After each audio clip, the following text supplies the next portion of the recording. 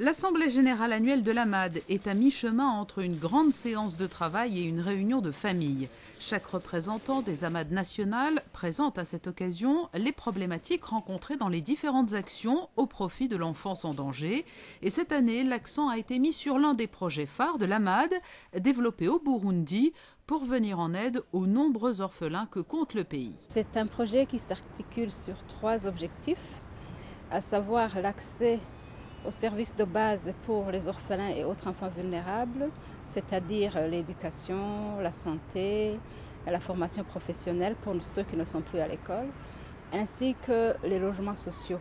Le deuxième volet concerne la prise en charge médicale et le soutien psychosocial pour les personnes vivant avec le VIH. Et il y a enfin le troisième volet qui est la prévention de la transmission du VIH de la mère à l'enfant.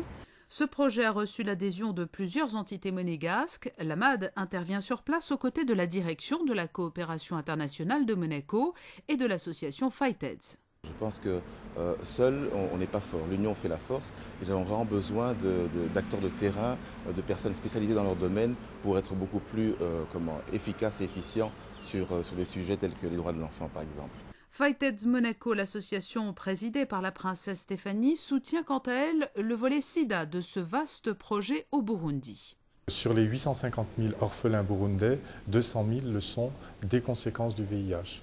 Donc bien entendu que les orphelins et enfants vulnérables sont une priorité pour l'AMAD et cela rentre aussi dans nos objectifs, mais bien entendu que les parents, l'entourage de ces enfants et les personnes vivant avec le VIH sont prise en charge par l'AMAD Burundi. C'est aussi notre préoccupation. Le Burundi va devenir dans les années qui viennent un pays prioritaire pour la coopération internationale monégasque. Les partenariats sur place et les budgets devraient augmenter de façon significative. Le Burundi est un tout petit pays qui est quand même classé extrêmement bas au développement humain du PNUD. C'est autour de 165-166 sur 177 pays, vous voyez ce que ça peut donner.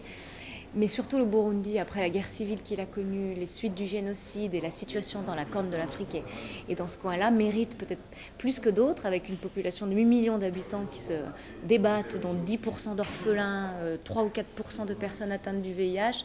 C'est un pays qui mérite peut-être plus qu'un autre qu'on fasse la différence en allant appuyer notamment ce volet enfants abandonnés et personnes vivant avec le sida. Et au vu des résultats positifs enregistrés au cours des 3 dernières années, la seconde phase de cet ambitieux projet au Burundi va débuter dans les jours qui viennent. Elle couvrira une nouvelle période de 3 ans.